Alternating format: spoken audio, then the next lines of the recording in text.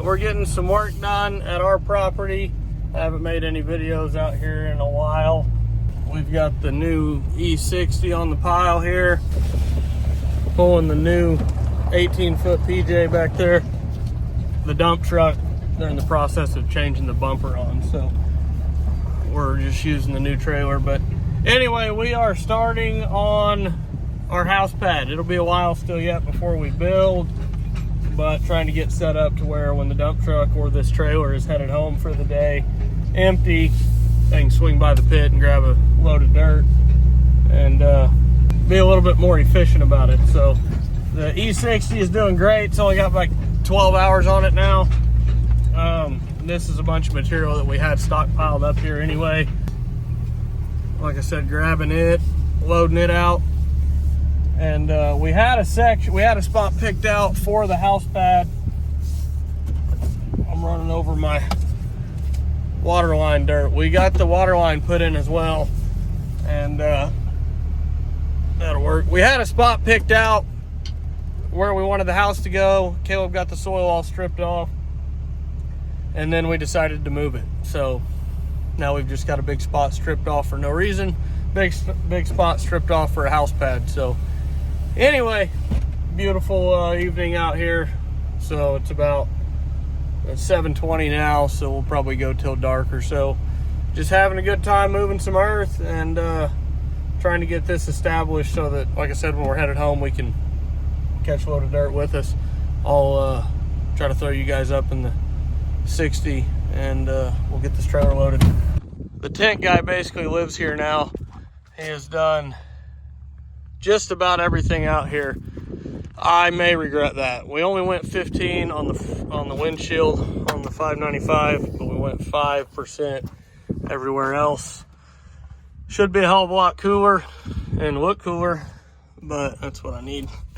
But yeah, I don't know about operating this thing at night now. The 60, same thing, but at least the front, glass slides up and the side door opens. We got 5% on the 4500, 5% on the dually, 5% on the dozer. I mean, it looks sweet. So I haven't done the deer. I need to get the 312 redone, but anyway, let's hop in here and get this trailer loaded.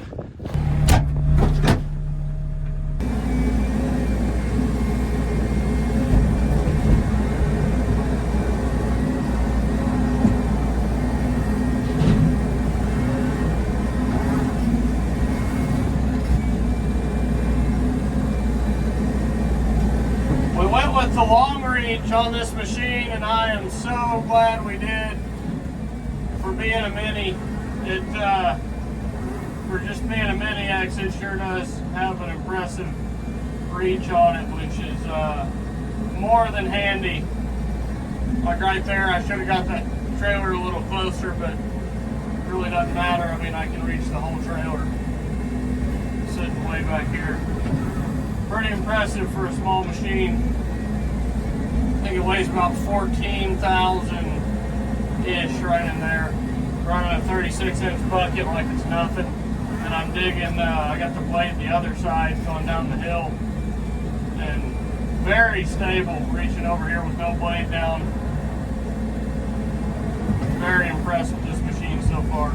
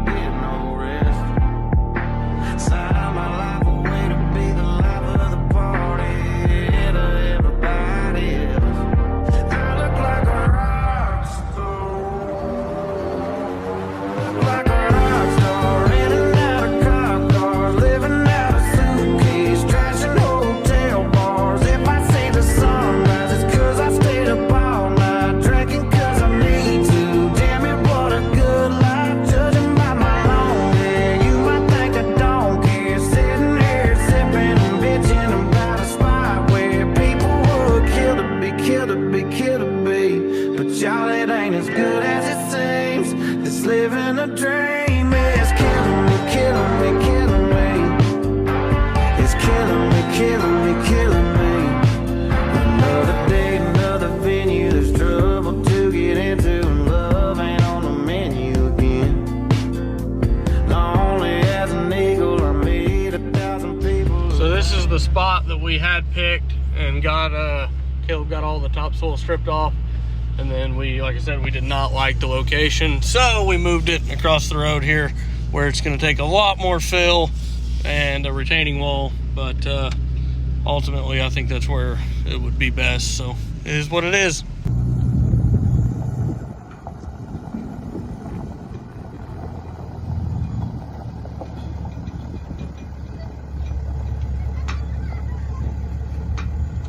So here's the new location of where we're wanting to put it.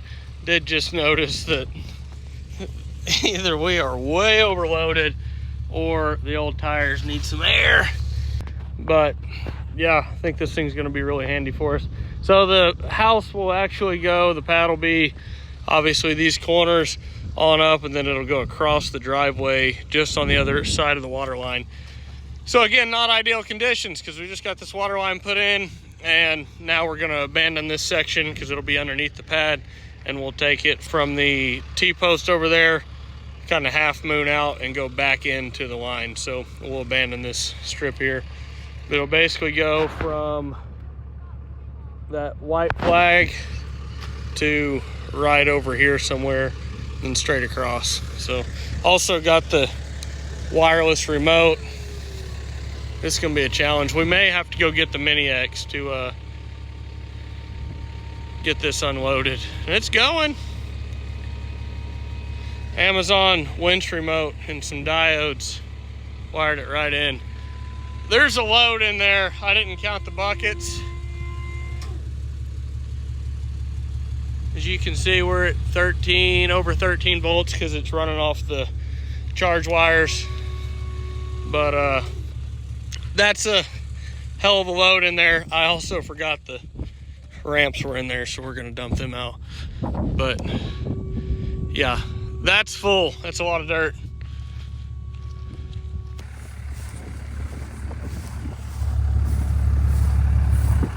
I need to put some air in the tires very badly on the poor little trailer, but surely she'll make another dump or two. Well, I'd say it's pretty heavy because the truck just slid about 8 feet trying to stop going down this hill.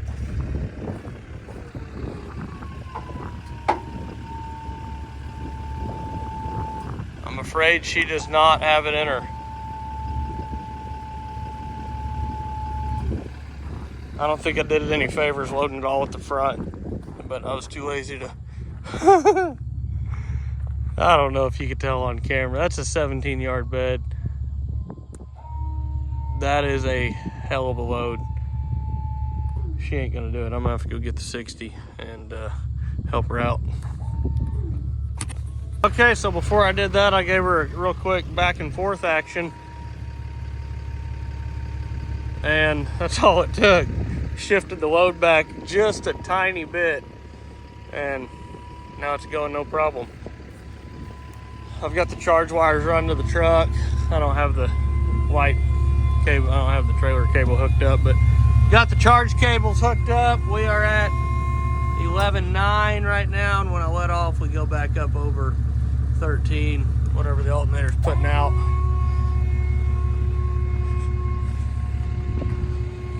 Pretty impressive.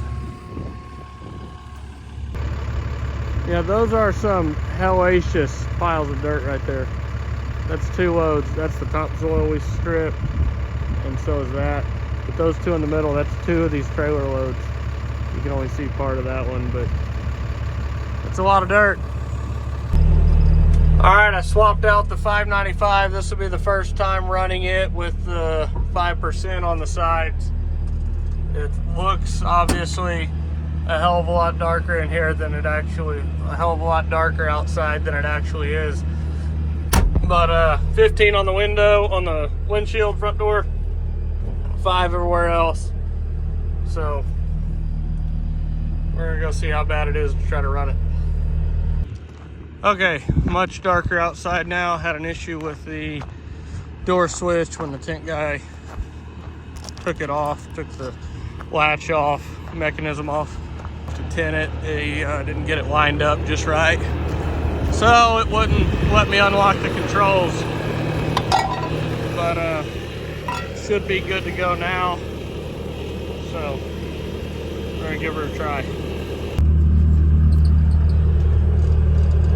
All right, it is definitely dark as shit everywhere. Can see just fine in front of me, but pretty damn dark at the sides. But like I said, can kick those back, see where everything is. I can see behind me, no problem. See in front of me, no problem.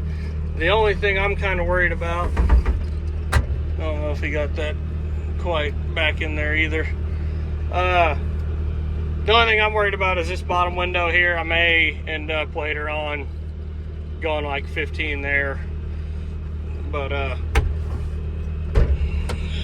yeah, not too bad, I guess. Let's go load the trailer. Okay, definitely riding blind in here. And that's the Range Rover headlights over there. With the windows open, it's not too bad. I mean, you can tell where you're at. Obviously, in front and behind is no problem. But just trying to be orientate, trying to tell where the hell you're at in general is kind of difficult. But hopefully, we're not trying to finish pads at night, which is what typically ends up happening. So, I'm gonna shove this dirt over before the rain comes in tomorrow, and we'll work on it after that once it dries out.